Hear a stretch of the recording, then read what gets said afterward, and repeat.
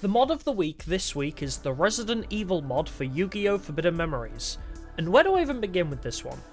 It's certainly one of the more creative mods for Forbidden Memories with its rather insane concept. As you may have already guessed, this mod overhauls everything from the base game to instead be themed after the Resident Evil series. And when I say everything, I do mean everything, including a custom startup movie, UI, hell this mod even has its own custom intro sequence before you head into the prologue of the game, which tells you the save and restart technique for emulators to stop mods from crashing, which is handy.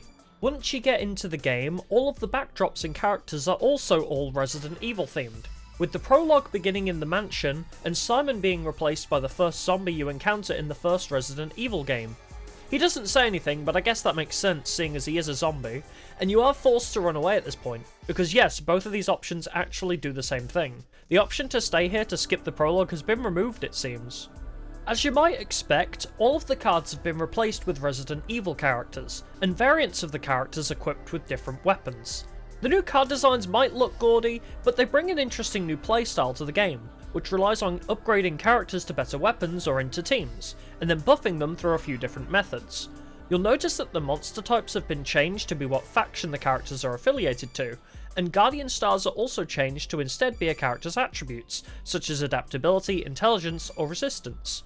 Some monsters you'll find have effects, although this is usually reserved for those of higher rarities. The inventory card is a special card used to upgrade certain characters by fusing with them, or it can be used as a generic ritual spell. Equip spells take the form of ammunition, and gunpowder, which when fused with the reloading tool, creates other equip spells. Which gunpowder makes which ammunition, however, I'm sure makes much more sense if you've played the games before. So this is all very cool and all, but how well does it actually play? In short, it's impossibly difficult. You'll have a hard time finding anything above 1500 attack, while any opponent you face leads with 2000 plus attack consistently. I tried for 2 hours against the first few duels of the game and couldn't win a single one. So, out of curiosity, I thought I would skip the prologue by returning to the palace just to see how bad it could possibly get. And I assume they didn't expect anybody to actually make it out of the prologue, because the dialogue for Haishin's revolt here is all still default. Facing the Haishin stand-in here pitted me against a 5400 attack monster which cannot be destroyed by battle, and followed up by a 4100 attacker afterwards. And the worst part? Losing to Haishin gives you a game over, meaning you have to beat what is usually a scripted loss in order to progress.